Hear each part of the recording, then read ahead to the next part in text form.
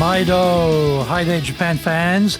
In today's show, we're going to talk about presents.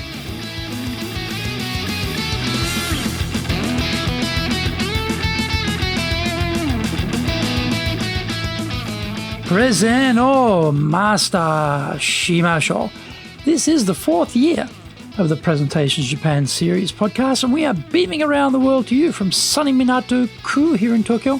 I'm your host, Dr. Greg Story, your corporate coaching and training guy, committed to your success, the president of Dale Carnegie Training Japan and best-selling author, Japan Sales Mastery and Japan Business Mastery. My new book, Japan Presentations Mastery, will be released shortly. Through this podcast, I want to help you become a better speaker who is clear, confident, persuasive, and highly influential with those around you.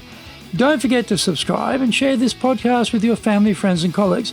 We are not being sponsored by Libsyn, but we value your privacy, which is why we have our podcast hosted by Libsyn, who, unlike many other podcast hosts, have a strict policy that does not allow access to your private information by anyone.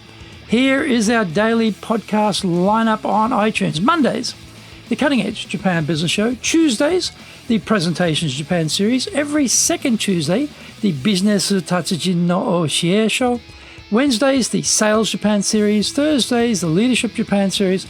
Every second Thursday, the Business Pro Podcast Show. Fridays, the Japan Business Mastery Show. And Saturdays, Japan's top business interviews. This is episode number 252. Today we're talking about gaining executive international presence in Japan. Many Japanese companies have expanded their operations outside of Japan to enlarge their business as the population decline guarantees to keep shrinking the domestic market. Many multinational companies have established a strong presence on the ground here because they like the rule of law and freedom to conduct their business without having to hand over their IP to domestic partners. One of the things which keeps popping up as a request from Japanese and multinational companies here is the challenge of how to ensure their Japanese leaders have more executive presence on the international stage. What do they mean by executive presence? Usually, they are asking their leaders to be better presenters by getting to the key points concisely, clearly, and convincingly. They want persuasion power. A big barrier for Japan has always been speaking in English, the international business lingua franca. Yet, this is not the major barrier to having executive presence when dealing internationally in business. There are two mindset aspects which make it extremely difficult for Japanese executives to operate at the international professional presentation level. One is perfectionism. Japan is a country with no defects allowed, no mistakes tolerated, and no errors entertained. It is a product and service heaven for consumers here and totally aspirational for the rest of the world. The idea that we will make more money if we allow for a defect rate of 5% doesn't exist here. And no CFO will ever be able to push this idea through the organization. This no-error culture extends to presenting in a foreign language. I had the same difficulty when I first started learning Japanese. I would be forming the perfect Japanese sentence in my mind, all ready to go forth and launch it into the conversation, only to see the topic suddenly switched to something else.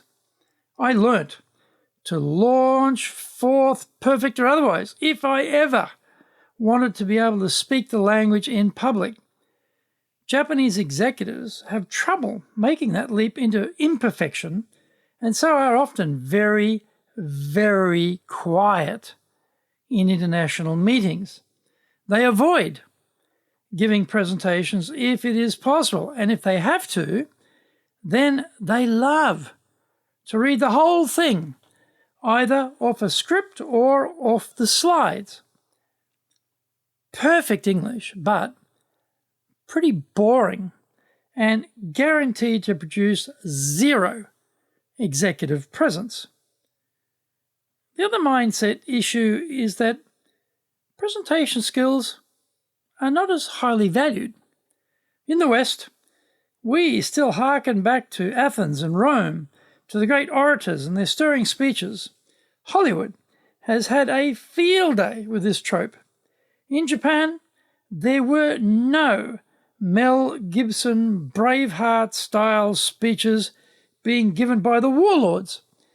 Battle commanders would sit in a guarded, cordoned-off area and receive reports and give orders from there as the hostilities raged forth. There were no modern, movie-style stirring entreaties while riding up and down in front of the troops, urging them on to fight and win. The samurai leadership class didn't make public speeches. If the local authorities needed you to know something, they would post it on a notice board. Find out more when we come back from the break.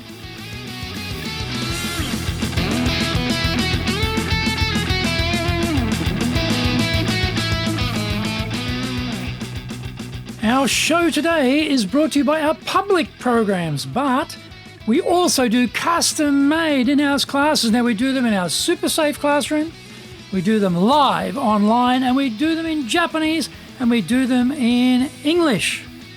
Our show today is brought to you by, on the 8th of September, we're doing negotiations.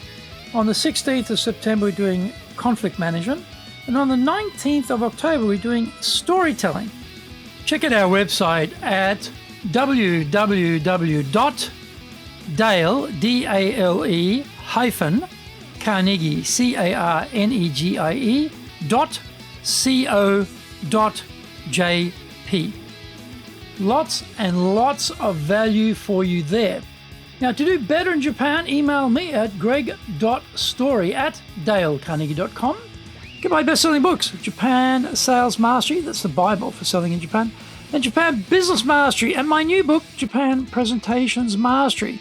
If you like learning by watching videos, there are over 1,000 there for you at Tokyo, Japan, Dale Carnegie TV on YouTube. We release 3 TV shows every week on YouTube. The Cutting Edge Japan Business Show, which is the premier business show in Japan, comes out Mondays. Fridays, the Japan Business Mastery Show, and Saturdays, Japan's top business interviews, where I interview leaders in Japan from SMEs all the way up to the corporate captains of industry on one topic, leading in Japan. Every second Thursday, we release the Business Pro Television Show. Don't forget, you can email me at greg.story@dalecarnegie.com.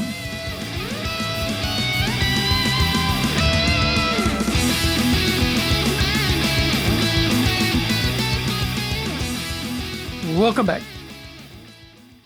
Yukichi Fukuzawa, one of Japan's most famous westernizers, opened the Enzetsukan, or Speech Hall, on May 1st, 1875, on the campus of his new Keio University. It is still there, and you can visit it when travel resumes. We could call this the foundation of Western-style speech-making in Japan. That was only 150 years ago. So compared to Athens and Rome, public speaking is quite a recent phenomenon here in Japan. Standing in front of people and speaking has an element of assumed superior status, which usually requires the Japanese speaker to apologize at the start for standing above others while everyone else is seated. Often, when I was asked to give one of the 200-plus speeches I've given so far in Japanese, a table, chair, and a microphone stand were automatically prepared. The idea of standing and speaking was thought to be tiring for the speaker, and it also got us all seated at the same height. Quite clever, because no awkward status faux pas were possible. Being confident and outspoken isn't valued in Japanese culture. Here, we should be humble, shy, modest, and self-effacing. Reading your speech, word for word, to achieve linguistic purity, and carefully displaying no great confidence as a speaker is the accepted formula. Not a great platform for achieving executive presence in an international environment. Can Japanese become great public speakers? Yes, but they have to overcome a few mindset issues first. We teach public speaking here, and sometimes we'll get pushback about the Japanese way of public speaking being different to that in the West. This is a false flag. It is a wily justification for a lack of competence by poor speakers. We are producing plenty of professional, competent speakers in our classes, so we know it can be done, and that Japanese executives can become excellent presenters. There are common basics for effective presentations that will transcend national borders. One of our arrogant faults in the monolingual Anglo-Saxon West is we presume people who are not articulate, especially in English, and who cannot present well, are not up to snuff. Big mistake. Skill absorption is the key. With proper training, I believe every Japanese leader can achieve executive presence. Some may take longer than others to throw off their mindset issues. Gaining proficiency means we will all improve international mutual trust and enjoy clearer communication. This is really one of the last global frontiers for Japan. Many internationally oriented Japanese executives here will eventually catch up in English communication skills.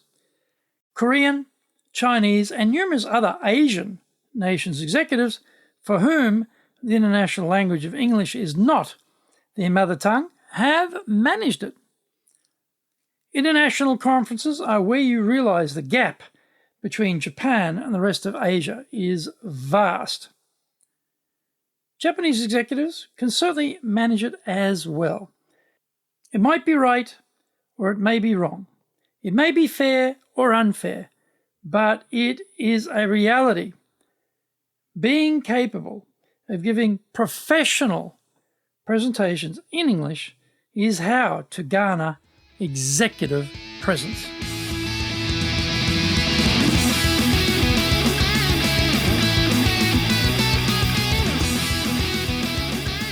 Thank you for joining the Presentations Japan series. If you got value from today's show, spread the love around and share it with your family, friends, and colleagues. Don't forget to subscribe and share this podcast.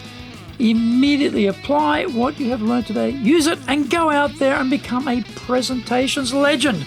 Remember, I'm your corporate coaching and training guy in your corner, committed to your success here in Nippon.